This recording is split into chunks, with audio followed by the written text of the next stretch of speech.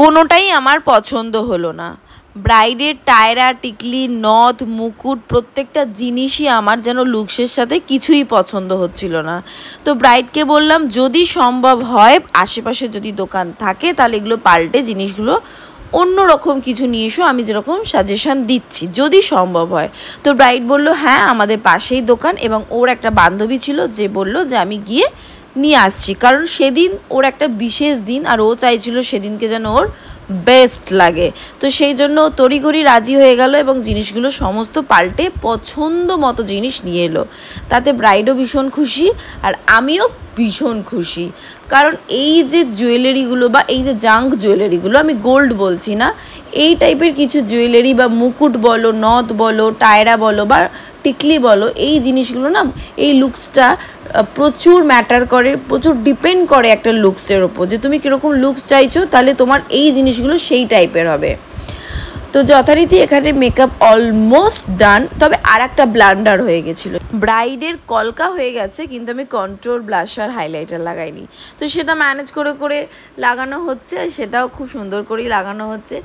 এই যে সেই ব্রাইডের টায়রা, যেটা আমার ভীষণ পছন্দের ছিল, কারণ ও লুকসটা চেয়েছিলো একটু সাবেকি, তো খুব ভালো যাচ্ছিলো। আর এই যে পিছনে দেখো এই টায়রার নথটা পরে আমি ওখানে ঘোরাঘুরি করছি, কারণ এই নথটা ও পরবে না, ও একটা আলাদা নথ পরবে, খুব সুন্দর।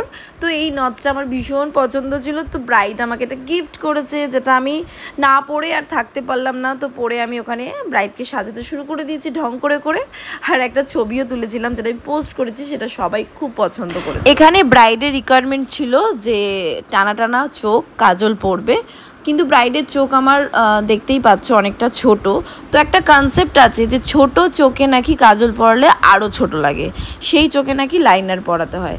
দেখো কোনো কিছুরই কিন্তু রুলস হয় না, মানে মেকআপের তো বিশেষ করে কোনো রুলস হয় না। পার্টিকুলার কিছু আই মানে কিছু শেপের আই বা কিছু মুখ ফেসের শেপ অনুযায়ী আমাদের চোখ করতে হয়।